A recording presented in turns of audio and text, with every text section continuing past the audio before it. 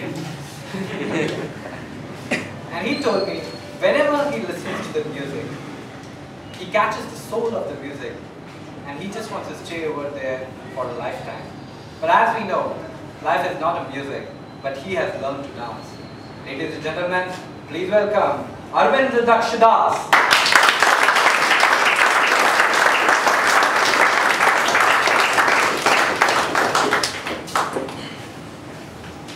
Adado Brahma Jignasha. Inquire about yourself. Nearly 70 people killed and 200 people got injured. The Delhi-bound Kalkamen got derailed near Malwa, 120 kilometers from Lucknow, which we read in the newspapers last week. Did we? Yes. I wonder why people die, and often I ask myself, who am I? What is the goal of my life? And where should I reach? Where do I go? I'm surprised to see, even you are waiting to know who am I. Good evening and namaste Toastmasters, distinguished guests, and my dear evaluator to help me speak better.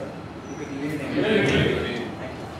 This is Aravindaksha in front of you to break the ice between us.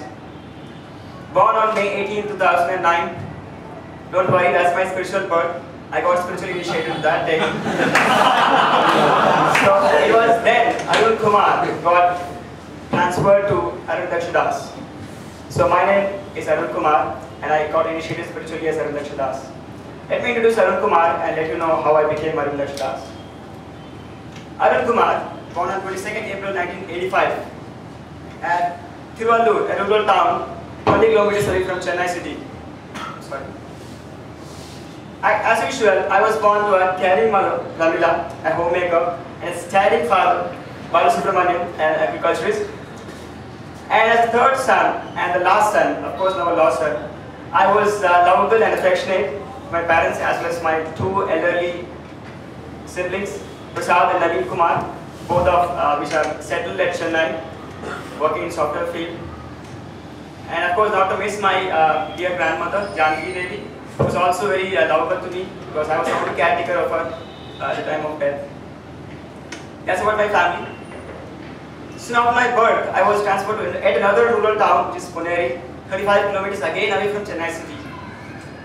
Except 3 years of my education in the heart of Chennai city, I was almost spent all my academics in the same rural town in Puneri. And it was those days I really enjoyed, still remembering enjoying those days in midst of greenery. Although our house was alone, without even a single hut within a 2-kilometer radius, I still enjoyed going for a short and very adventurous educational tours, traveling 17 kilometers, 2 hours to St. Mary's School and a shorter version of 5 kilometers to my Sri college. School went fine till my class 7 until I heard a topic, Y2K, where Earth is getting collapsed in the year 2000, or Y2K. Myself sitting in the corner of the classroom, and my English teacher Mary Wilson talking about archipelago, and myself archipelago. What happens to Earth if it gets collapsed? Where would I exist? If I don't exist, how and why? And that made me to ask, who am I?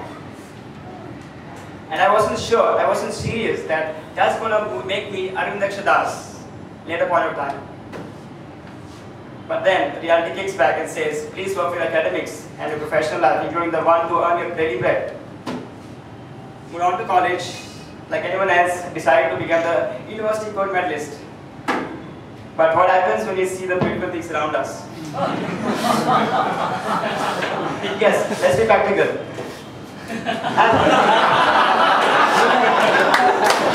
Like anyone else, I was set my goals for girls and girls for goals.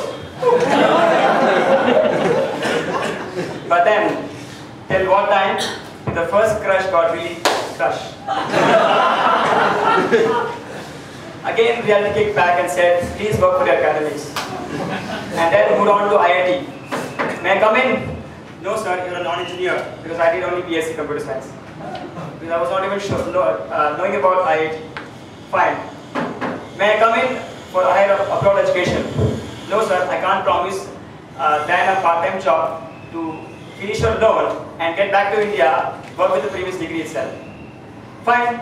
Sir, may I come in to IT field so that I can become the next Modi and compete with Infosys? I have my own concern, data says. So life moved on in that way, but then again they said, sorry sir, I can give you only in IT ESP. Got into 2 or 3 IT ES companies, worked for a few months, and then by God's grace I moved to Hewlett Packard 2006, Bangalore.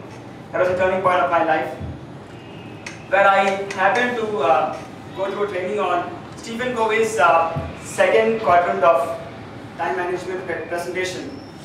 It was very striking that we have to really work for our important and not urgent things.